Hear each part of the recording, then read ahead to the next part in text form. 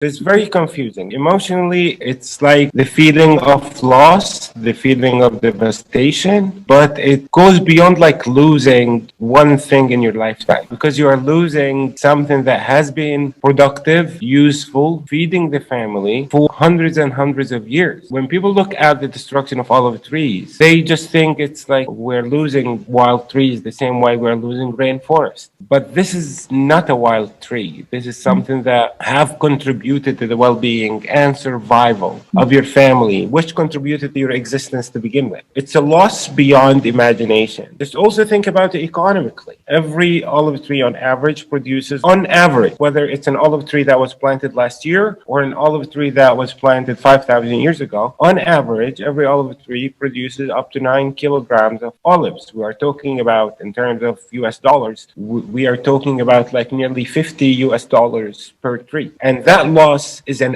annual loss. That's not something you lost and stopped. No, an annual loss that you lose year in, year out. It's very difficult to actually even give a financial value to the loss of an olive tree, let alone about the sentimental value, the emotional value of this that is just chopped off simply because it's an obstacle for in the face of the Israeli machine of destruction.